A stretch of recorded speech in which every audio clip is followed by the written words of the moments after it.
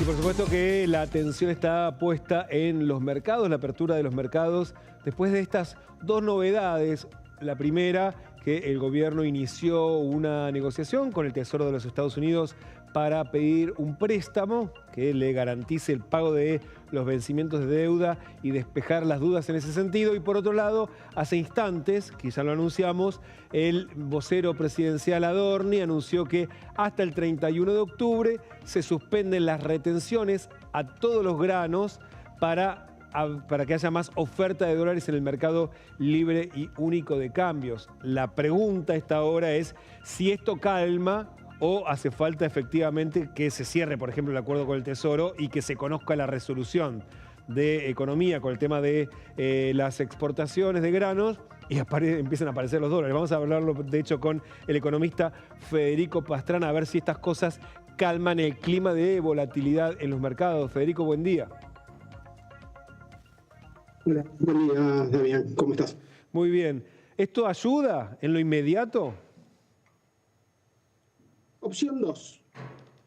Opción 2, Damián. La verdad que nosotros lo que venimos viendo es que el programa económico no tiene una cuestión solamente de corto plazo, sino que justamente lo que están reflejando los mercados y toda la dinámica que se dio a partir de las elecciones, y ya se venía viendo un poquito antes, pero sobre todo a partir del mal resultado electoral, es que el programa económico tiene dos grandes talones de Aquiles.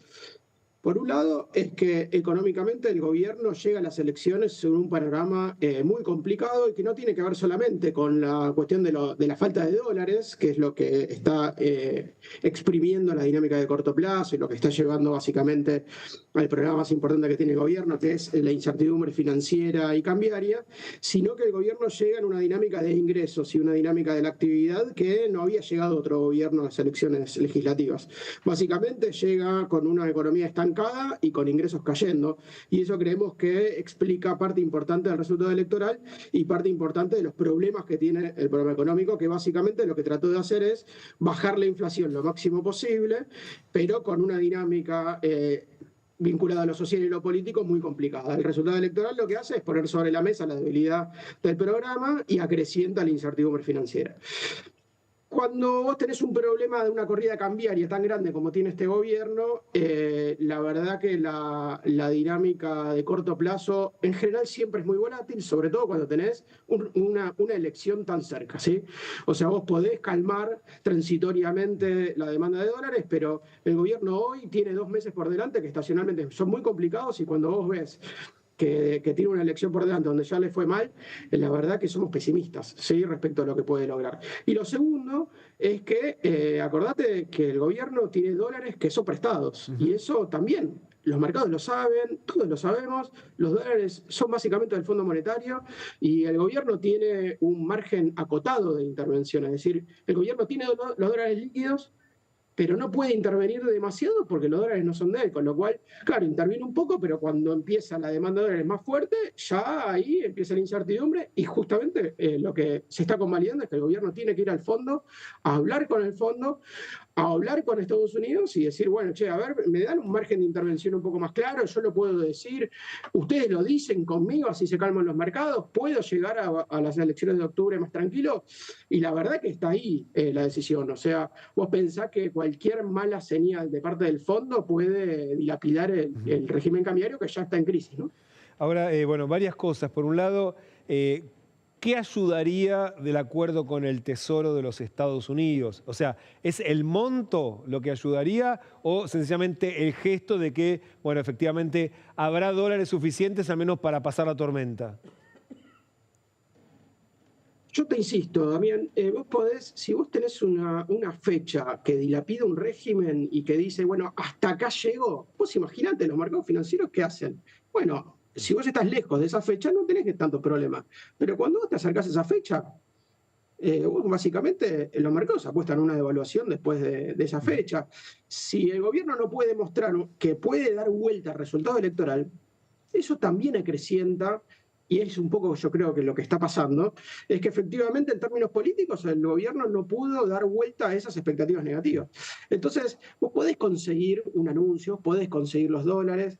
Ahora, ya teniendo esa fecha y el gobierno estar tan complicado al respecto y mostrando todas las características que te decía del programa económico, la verdad que es complicado.